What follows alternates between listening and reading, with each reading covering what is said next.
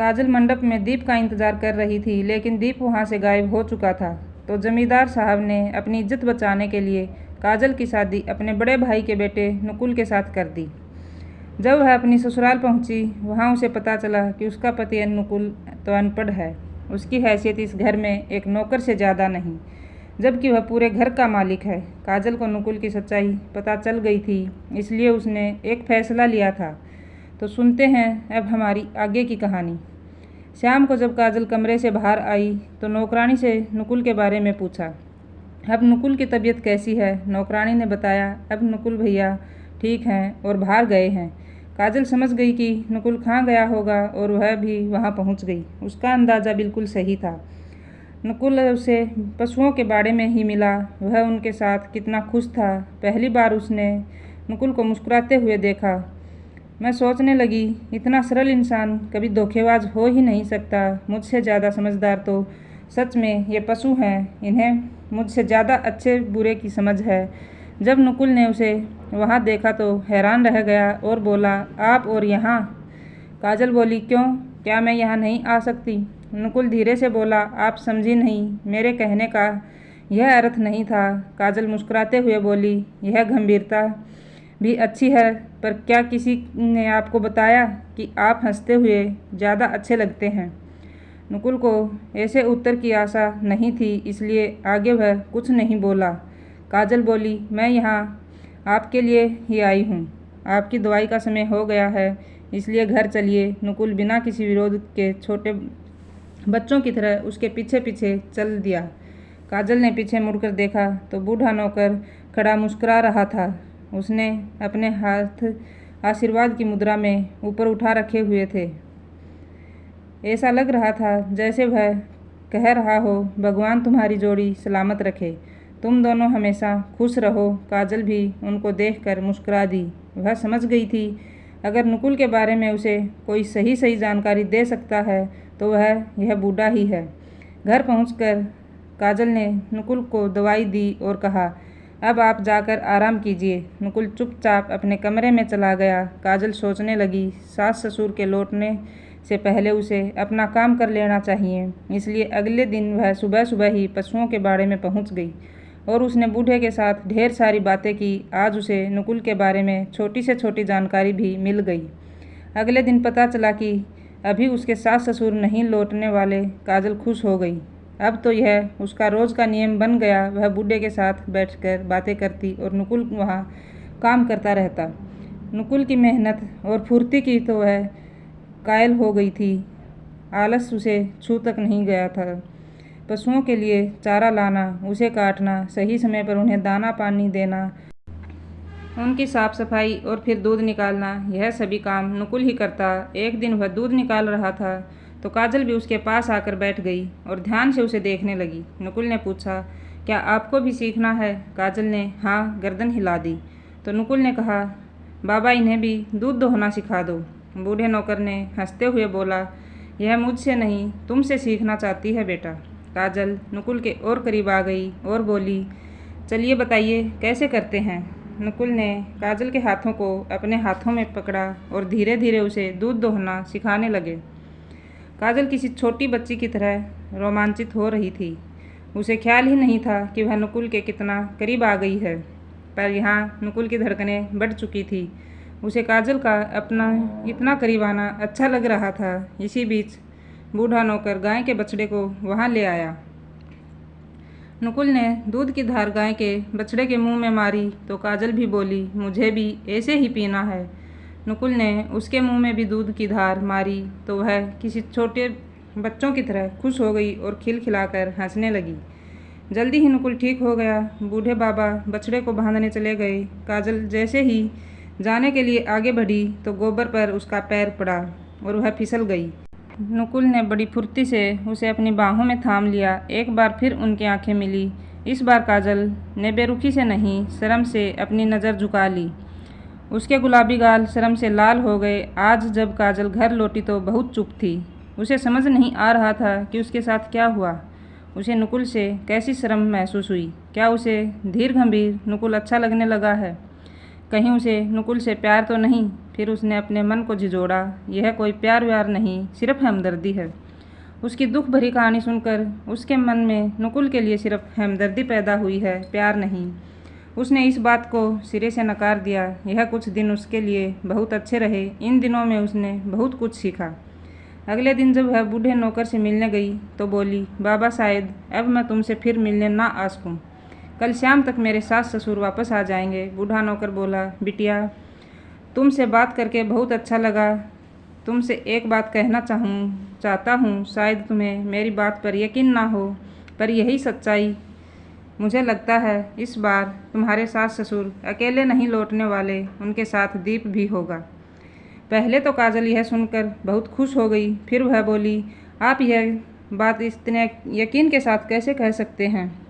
बूढ़ा मुस्कुराया और बोला, मैं इन लोगों की नस नस से वाकिफ़ हूँ, क्योंकि मैं जानता हूँ दीप कहीं गायब नहीं हुआ था, बल्कि कुछ दिनों के लिए छुप गया था।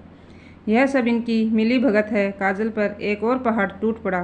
क्या दीप भी इनके जैसा ही है? क्या वह जानबूझकर कहीं छुप गया था? पर क्यों?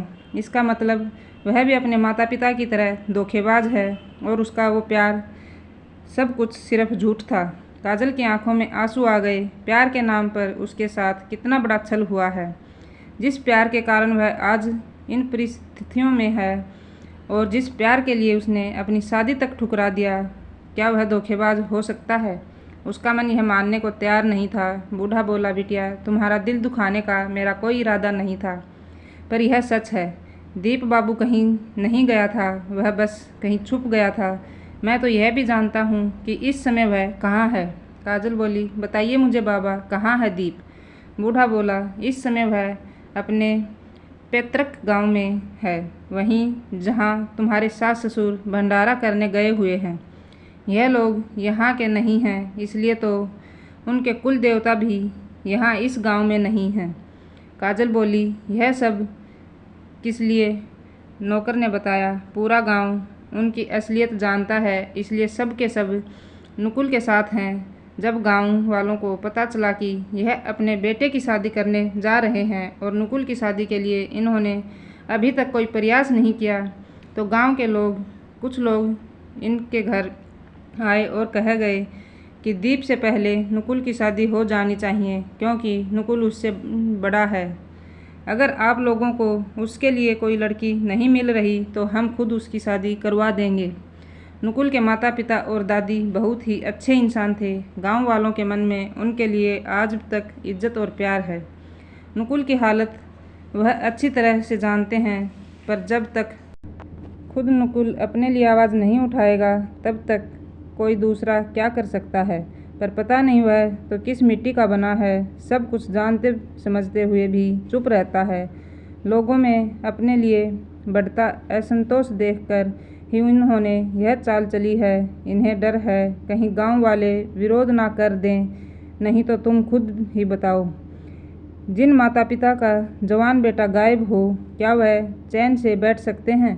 माँ के मुंह में तो एक निवाला भी ना जाए और तुम्हारी सास यहाँ पकवान बना बना कर खा रही है। काजल बोली, इन्हें इतना सब करने की क्या ज़रूरत थी? यह नुकुल की शादी किसी अनपढ़ लड़की से भी तो करवा सकते थे, उससे तो इन्हें कोई खतरा भी नहीं होता। बूढ़ा बोला, तुम्हें क्या लगता है इन्होंने नुकुल की शादी उसका घर बसाने के लिए की है? नहीं, अब जल्दी ही तुम्हारा और नुकुल का तलाक होने वाला है। उसके बाद तुम्हारी शादी दीप से कर दी जाएगी। इस तरह से गांव वालों का मुंह बंद हो जाएगा और नुकुल के मन से शादी की इच्छा खुद ब खुद समाप्त हो जाएगी। तुम्हारी सास यही तो चाहती थी कि तुम अपने पति से नफरत करो, उसे प्रताड़ित करो। तुम्हारे इस व्यवहार से नुकुल बहुत दुखी है। जब नुकुल खुद आगे बढ़कर शादी से इनकार कर देगा तो फिर सारी बात ही समाप्त हो जाएगी। तुम यह शादी चाहे मानो या ना मानो, पर वह तुम्हें अपनी पत्नी मानता है और तुम्हें प्यार भी करने लगा है। तुम्हारे जाने के बाद वह किसी दूसरी औरत को अपने जीवन में स्थान नहीं देगा, पर वह तुम्हें यह बात कभी नहीं बताएगा, क्योंकि वह नहीं चाहता उसके कारण तुम्हारी ज़िंदगी खराब हो जाए। वह जानता है तुम दीप से प्यार करती हो, जो तुम्हारी सास करती आई है। उनका किया तो वह बर्दाश्त कर गया, पर तुम्हारी नफ़रत बस बर्दाश्त नहीं कर पाएगा। तुम ही सोचो, तुम दीप बाबू से प्यार है और वह इस समय तुमसे दूर है तो तुम्हारी क्या हालत है। और तुम हो हर समय नुकुल की आंखों के सामने रहोगी। सोचो उसकी क्या हालत होगी। माँ, बहन और दादी के बाद उसके जीवन में आने वाली तुम चौथी औरत हो। वह तुम्हें कभी नहीं भूलने वाला। काश तुम उसे समझ पाती, पर दुख की बात तो यह है कि तुम भी उसके दिल पर एक घाव देकर चली जाओगी। पता नहीं मेरे नुकुल का भाग्य ही ऐसा क्यों है, जो आता है उसे दुख देने आता है। काजल ने फैसला किया वह नुकुल को अपने हक के लिए आवाज़ उठाने के लिए प्रेरित करेगी। बूढ़े नौकर ने काजल के सामने हाथ जोड़ते हुए कहा, बहू रानी, मैं तुमसे नुकुल की खुशियाँ मांगता हूँ। तुमसे अच्छी पत्नी उसे मिल ही नहीं सकती। यकीन करो, वह तुमसे बहुत प्यार करता है। एक बार उसके करीब जाकर देखो तो सही। काजल ने कुछ नहीं कहा और चुपचाप घर लौट आई। आज वह बहुत बेचैन हो रही थी। उसे समझ नहीं आ रहा था कि क्या सही है और क्या गलत। उसने खुद को समझाने की कोशिश की। बूढ़ा नौकर नुकुल से बहुत प्यार करता है, हो सकता है इसलिए वह जानबूझकर उसे दीप के खिलाफ भड़का रहा हो। पर जल्दी ही उसका भ्रम टूट गया जब जमींदार साहब और सुमित्रा जी दीप के साथ लौटे। दीप को देखकर उसकी आंखें बरस पड़ी। उसे समझ नहीं आया यह खुशी के आंसू हैं या गम के। उसे उसके लौटने की खुशी मनानी चाहिए या अपने साथ हुए धोखे का गम। जिस इंसान ने शादी से पहले ही उसे इतना बड़ा धोखा दे दिया, क्या वह फिर से भरोसे के लायक है। सुमित्रा जी ने आगे बढ़कर उसके आंसू पोंछे और बोली, बिटिया, यह रोने का नहीं, खुशियाँ मनाने का समय है। देख, तेरा दीप लौट आया है। अब कोई तुम्हारी खुशियों के बीच में नहीं आ सकता। काजल ने खुद को नियंत्रित किया और बोली, माँ, यह आपको कहाँ मिले। सुमित्रा जी बोली, बिटिया, यह बहुत लंबी कहानी है, कभी फुर्सत में सुनाऊंगी। अभी तो हम बहुत थक गए हैं और दीप को भी आराम की सख्त ज़रूरत है। दीप काजल के करीब आया और बोला, काजल, जो कुछ भी हुआ उसके लिए मैं माफ़ी चाहता हूँ, पर अब मैं लौट आया हूँ और वादा करता हूँ जल्दी ही सब कुछ ठीक कर दूँगा। उसने काजल को छूना चाहा पर वह पीछे हट गई और बोली, दीप, इस समय मैं तुम्हारे बड़े भाई की पत्नी हूँ, तुम्हारी प्रेमिका नहीं। उनके पीछे खड़ा नुकुल यह सुन रहा था। वह अपने कमरे में आ गया। वह सोचने लगी, किस मिट्टी के बने हैं यह लोग, इतना झूठ और फरेब। अब उसे निर्णय लेना था कि वह इस घर में रहना चाहती भी है या नहीं। इतना तो पक्का था कि वह दीप से शादी नहीं करेगी, पर क्या वह नुकुल से तलाक चाहती है? इस सवाल का जवाब तो वह खुद भी नहीं जानती। सारी रात काजल इस बारे में सोचती रही। नुकुल ने उससे शादी करके क्या गलत किया? उसने तो उसकी और उसके माता पिता की इज्जत ही बचाई है। शादी में उसकी अपनी भी तो सहमति थी। वह चाहे माने या ना माने, पर समाज की नज़रों में आज वह नुकुल की पत्नी है और यही उसकी पहचान है। क्या केवल इसलिए वह उसे छोड़ देगी क्योंकि नुकुल पढ़ा लिखा नहीं है? क्या उसका अनपढ़ होना उसका इतना बड़ा अवगुण है? क्या फ़ायदा है ऐसी पढ़ाई लिखाई का जो सही गलत की शिक्षा भी ना दे सके? वह आईने के सामने आकर खड़ी हो गई और खुद से पूछा, सच सच बताओ, क्या तुम नुकुल के लायक हो? मन में कोई और शादी किसी और से? क्या कोई भी लड़का ऐसी पत्नी चाहेगा? उसकी नज़र अपने गले में पड़े लॉकेट पर गई। आज पहली बार उसने लॉकेट उतार कर गले में मंगलसूत्र पहना और खुद को देखा तो लगा जैसे आज वह पूरी हो चुकी है। क्या वह अपने पति को किसी और के साथ बांट सकती है? अगर नुकुल की ज़िंदगी में कोई दूसरी औरत आ जाए, इस कल्पना से ही काजल सिहर उठी। गलती तो दीप ने की है, फिर सज़ा नुकुल को क्यों? इस शादी का भविष्य उसके फैसले पर निर्भर करता है और अब फैसले का वक्त आ चुका है। अगली सुबह सुमित्रा जी ने काजल को बुलाया। बिटिया, जल्दी से आओ, देखो वकील साहब आए हैं। काजल ने पूछा, वकील? पर किस लिए? वह बोली, तुम्हारा और नुकुल का तलाक करवाना है। उसके बाद ही तो तुम्हारी दीप से शादी हो पाएगी। नुकुल को अंगूठा लगाने के लिए बुलाया गया। काजल उसे ही देख रही थी, पर नुकुल ने काजल की तरफ देखा तक नहीं और चुपचाप अंगूठा लगाकर घर से चला गया। काजल उसे जाते हुए देखती रही। उसने सोचा, जब नुकुल ही इस रिश्ते को नहीं निभाना चाहता तो फिर वह अकेली क्या कर सकती है। उसने भी कागज़ पर साइन कर दिए। आज नुकुल दोपहर में खाना खाने भी नहीं आया। काजल को पता था कि वह कहाँ है, पर वह उसके पास नहीं जा सकती थी। रात को भी नुकुल उसे कहीं दिखाई नहीं दे रहा था, तो उसने नौकरानी से पूछा, आज वो कहीं नज़र नहीं आ रहे? दिन में भी खाना खाने नहीं आए थे। और अब इतनी रात हो चुकी है, अभी तक नहीं लौटे, सब ठीक तो है? नौकरानी बोली, बहू रानी, कुछ भी ठीक नहीं है, वही हुआ जिसका डर था। भोला ने न जाने मालकिन के आगे क्या कुछ बढ़ा चढ़ा कर बातें बताई हैं, जिसके कारण आज दीप भैया और कुछ लोगों ने मिलकर नुकुल भैया को बहुत ज़्यादा चोट आई है और इस समय वह पशुओं के बाड़े में है। बेहोशी में भी वह आपको पुकार रहे हैं। काजल सिहर उठी, क्या? और तुम यह सब मुझे अब बता रही हो? काजल उसी समय बाड़े में पहुंच गई। जब उसने वहां जाकर नुकुल की हालत देखी तो रोते हुए उसके सीने से लग गई। उसे बहुत बुरी तरह से मारा गया था। काजल ने रोते हुए पूछा, यह सब क्यों? नुकुल मुस्कुराया और बोला, यह आपके करीब आने की सज़ा है। यह सुनकर काजल गुस्से से लाल हो गई और बोली, वह कौन होता है हमारे बीच आने वाला? हम पति पत्नी हैं। तुम्हारी हिम्मत कैसे हुई तलाक के कागज़ पर अंगूठा लगाने की? क्या ऐसा करने से पहले तुमने एक बार भी मुझसे पूछा कि मैं क्या चाहती हूँ? तुम खुद को समझते क्या हो? जब मन हुआ मुझसे शादी कर ली और जब मन किया तलाक दे रहे हो। मैं कोई खिलौना नहीं जो अब जब चाहे कोई भी आकर मुझसे खेल ले। नुकुल बोला, तुम क्या चाहती हो? काजल बोली, तुम अब भी नहीं समझे, मैं तुम्हें चाहती हूँ। यह सुनकर नुकुल उसे अपनी बाहों में जकड़ लेता है और धीरे धीरे उसकी बाहों का घेरा मजबूत होता जा रहा था। बूढ़ा नौकर यह दृश्य देखकर मुस्कुराते हुए कमरे का दरवाज़ा बंद करके बाहर चला जाता है। अब उसकी यहाँ कोई ज़रूरत नहीं। दोनों एक दूसरे से गले लगकर रो रहे थे। धीरे धीरे दोनों एक दूसरे में समा गए। आज सही मायने में काजल नुकुल की अर्धांगिनी बन गई। अगली सुबह बूढ़े बाबा ने उन दोनों को जल्दी जगा दिया और काजल से बोला, बहू रानी, अब जल्दी से घर लौट जाओ। अगर किसी को पता चला कि तुम सारी रात यहाँ थी, अनर्थ हो जाएगा। काजल बोली, आप ठीक कह रहे हैं बाबा, इन लोगों के पाप का घड़ा भर चुका है। अब इन्हें इनके लिए किए की सज़ा मिलनी चाहिए। मैं आपके साथ हूँ। इन लोगों को दूसरों के धोखा देने का बहुत शौक है। हमें इन्हें इन्हीं की भाषा में जवाब देना होगा। और फिर उसने अपनी योजना उन दोनों को बताई तो वह भी उसकी बात पर सहमत हो गए। काजल चुपचाप घर पहुंच गई। नौकरानी ने उसके लिए दरवाज़ा खोल दिया और किसी को कुछ पता नहीं चला कि वह सारी रात घर से बाहर थी। सुबह जब उसकी आंख खुली तो दीप उसके कमरे के दरवाजे पर खड़ा उसे पुकार रहा था। जब वह नीचे पहुंची तो सुमित्रा जी मुस्कुराते हुए बोली, लगता है आज तुमने अपनी नींद पूरी की है। समझ सकती हूँ, जब से तुम इस घर में आई हो तुम्हें पल भर का भी चैन नसीब नहीं हुआ। अब मुझसे तुम दोनों का यह दुख और बर्दाश्त नहीं होता। तलाक की कार्रवाई होती रहेगी। मैं आज ही पंडित जी से बात करके तुम दोनों की शादी करवा देती हूँ। काजल कुछ नहीं बोली, बस मुस्कुरा दी।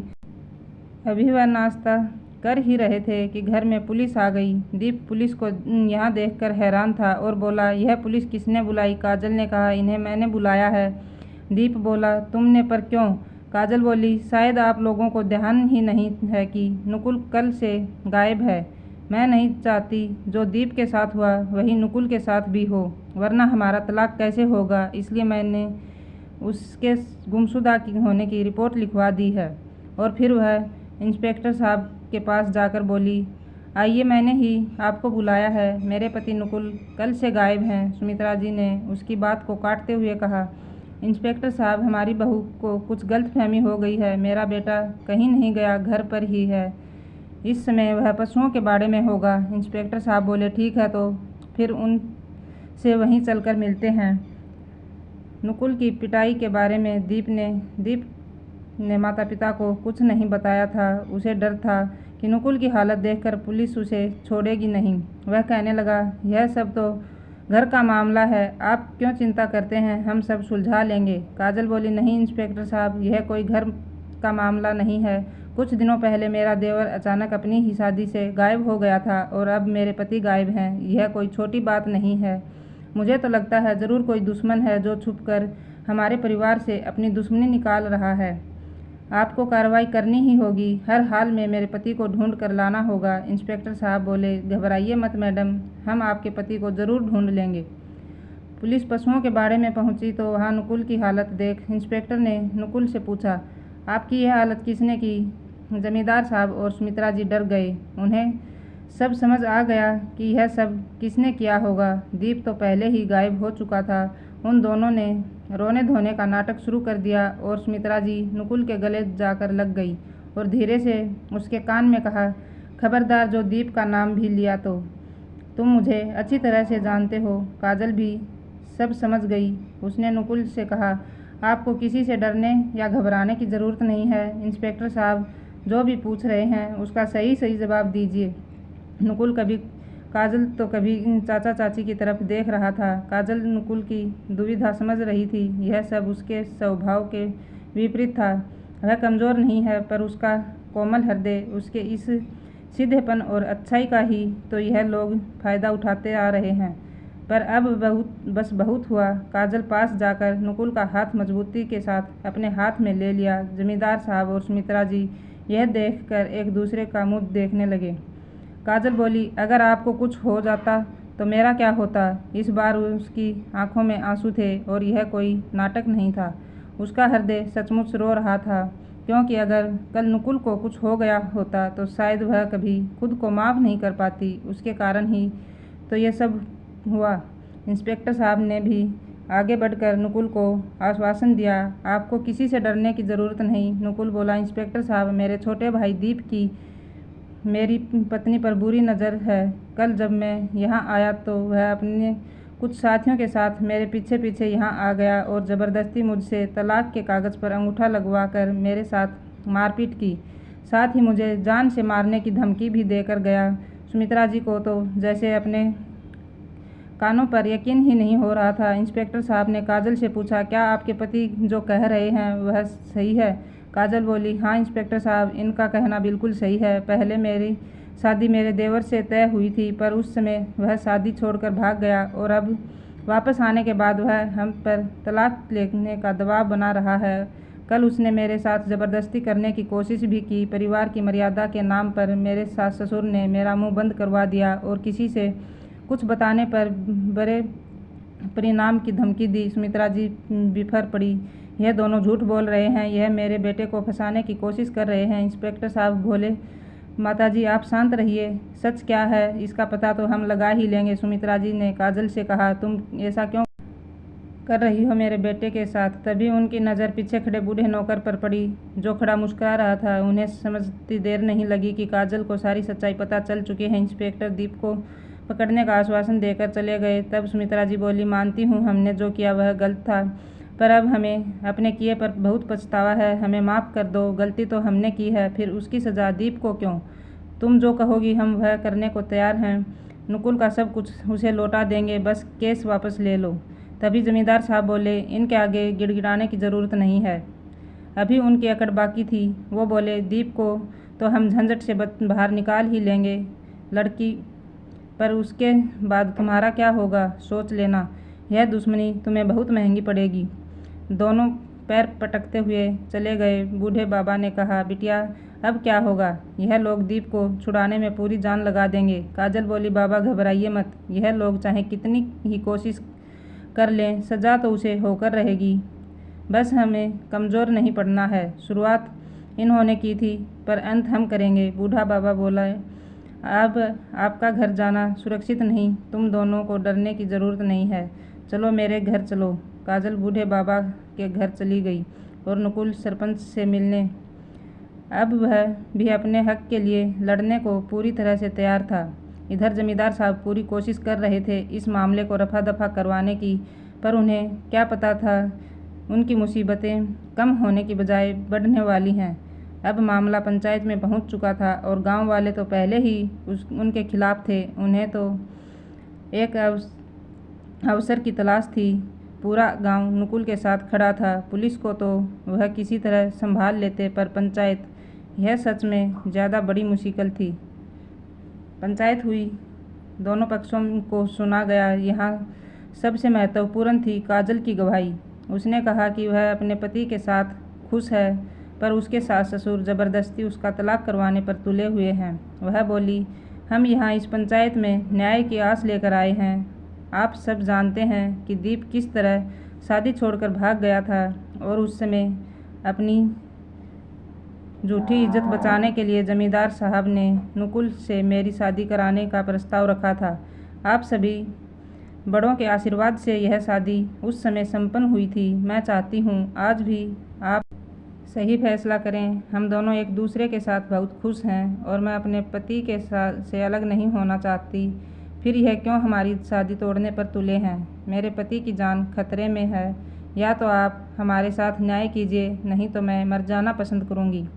बूढ़े नौकर और बाकी कुछ लोगों ने भी गवाही दी कि उन्होंने अपनी आंखों से दीप को नुकुल के साथ मारपीट करते देखा है। अगर वह बीच बच्चा के लिए नहीं आते तो शायद वह नुकुल को जान से ही मार देता। जमींदार साहब और सुमित्रा जी ने बहुत कोशिश की यह बात साबित करने की कि दीप शादी छोड़कर नहीं भागा था।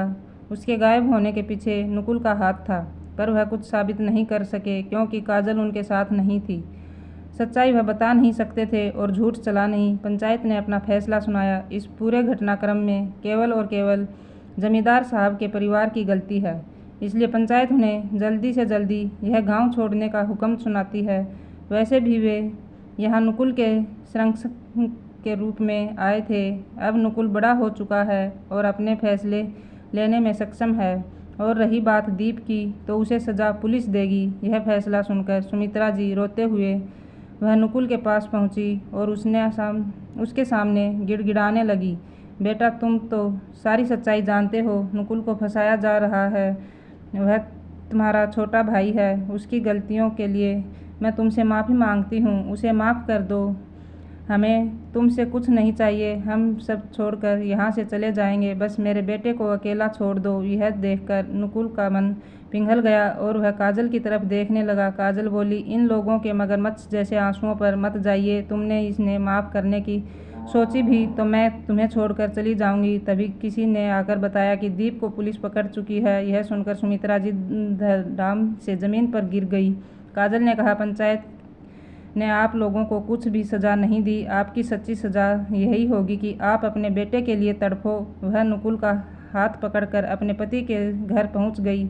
तो बस इतनी सी थी यह कहानी। दोस्तों, आपको कैसी पसंद आई हो तो वीडियो को लाइक सब्सक्राइब करना ना भूलें। धन्यवाद।